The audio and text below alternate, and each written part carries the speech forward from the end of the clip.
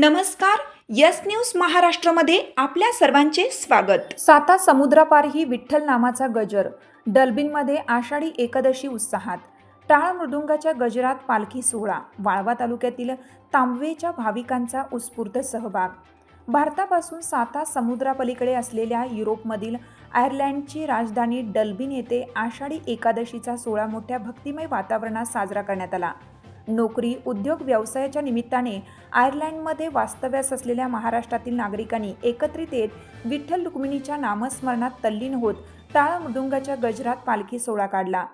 डलबिनमधील भारतीय मंदिरात दरवर्षी भारतीय समाज विविध धार्मिक व सांस्कृतिक सण उत्साहात साजरे करतात. गणेश उत्सव, शिवजयंती, आषाढी एकादशी अशा विविध सणांमध्ये भारतीय बांधव मोठ्या संख्येने सहभागी होतात. भारतीय संस्कृती आणि परंपरा जपण्याचे कार्य करत आहेत. मंदिरामध्ये विविध देवतांच्या मूर्तीची स्थापना करण्यात आलेली असून ते भारतीय समाजासाठी श्रद्धा आणि सांस्कृतिक एकात्मतेचे केंद्र बनले आहे. यंदाच्या आषाढी एकादशी निमित्त महाराष्ट्र मंडळाच्या वतीनं विशेष आयोजन करण्यात आलं होतं. टाळ मृदुंगाच्या गजरात पालखी सोहळा पार पडला. यावेळी अनेक युवक युवतींनी फेर धरत फुगड्या खेळल्या, तर विठ्ठल नामाच्या जयघोषाने संपूर्ण परिसर भक्तिमय झाला. या सोहळ्यासाठी महाराष्ट्रासह विविध राज्यातील भारतीय नागरिक मोठ्या संख्येने उपस्थित होते.